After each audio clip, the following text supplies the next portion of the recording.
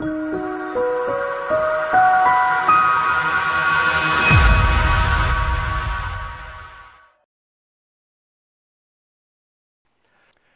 go ahead and say it. America's housing industry is in deep trouble.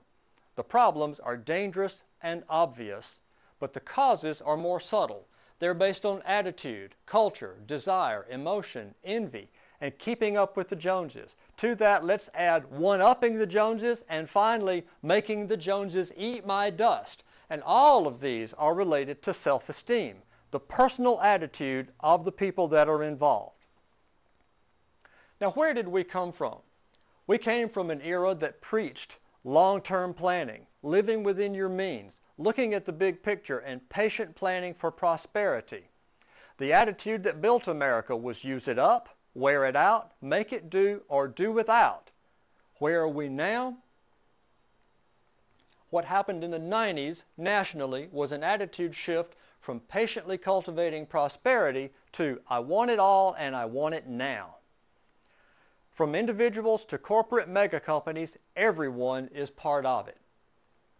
As an oversimplified point of beginning, TV told stories using a concept called heightened reality. That's when several TV characters would live in expensive apartments surrounded by every new style of household amenity and wardrobe appointment with no apparent way to support themselves. It's not television's fault. It was just fictional entertainment. But a viewing public bought into the idea of heightened reality. A fake lifestyle made for entertainment was converted to mainstream desires which the viewing public believed it couldn't live without. Now, a viewing public is a buying public, and that buying public had a profound influence on those who make things to buy. The manufacturers of appliances, fixtures, decorating amenities dazzled an eager public with amazing products that promised a higher life and delivered it, but at a higher cost.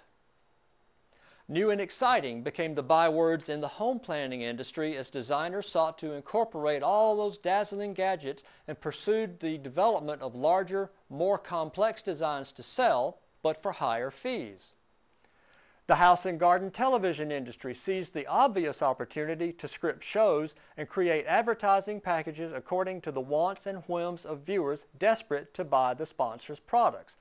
Heightened reality convinced viewers that they were the only ones not living in heightened luxury.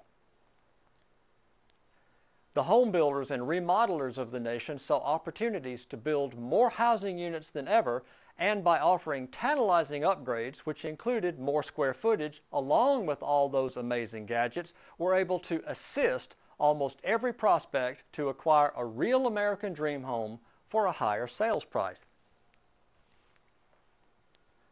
A new breed of home industry participant emerged, mesmerized by the combination of TV entertainment and home remodeling, which portrayed the possibility of big profits from small investments.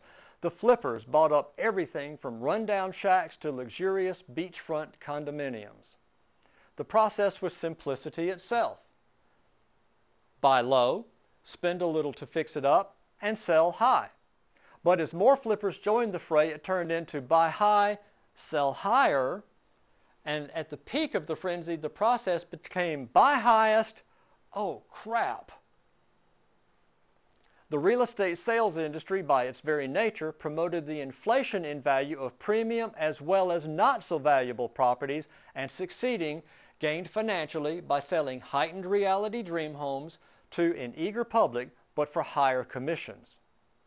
We saw ad campaigns by the realtors and builders and property entrepreneurs, including advertisements and information that seemed to support the validity of the bubble as it grew. There was no reason why everyone couldn't become an investment genius. The only glitch in the process was the inability of the market to respond. That is, the people who wanted all those really expensive homes couldn't afford to buy them. There just wasn't enough money. Now, what was the solution in the 1920s? The solution was ready and waiting in the banking business. If cash wasn't available for buyers to borrow, then loans could be written which would help people purchase homes that were real with money that wasn't.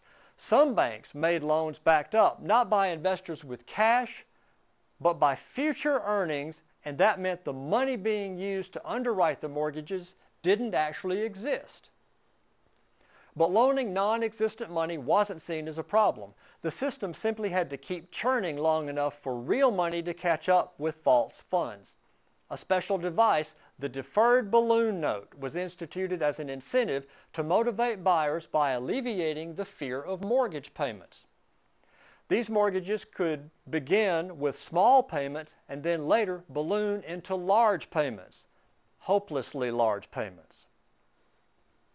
The most common quote from banker to buyer was, "Don't worry about the balloon note, you'll refinance or sell long before that kicks in."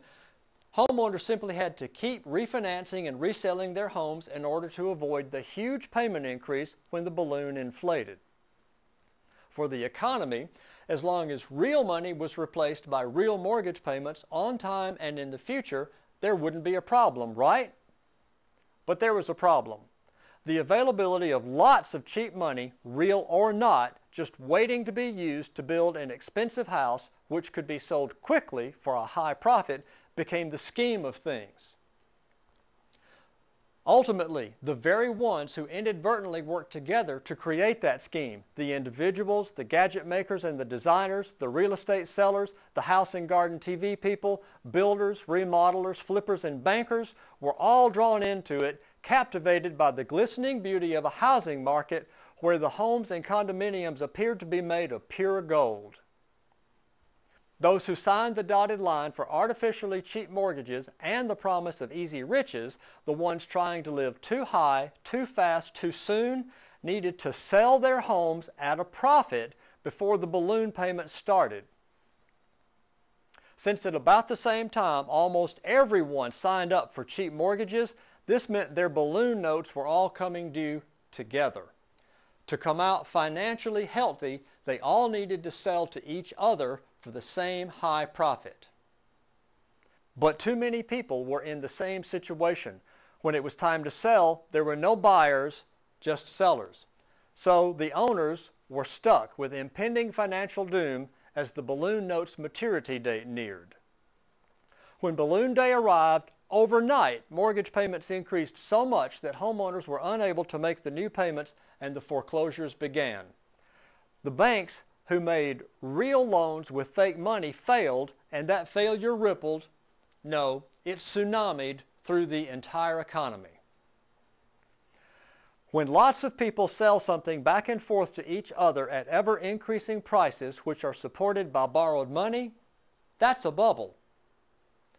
But when everyone is involved and has borrowed from everyone else who is involved, and the borrowed money doesn't even exist, and everybody needs to sell to somebody, but nobody can buy because everybody owes everybody else more money than there really is, that's a bubble about to burst.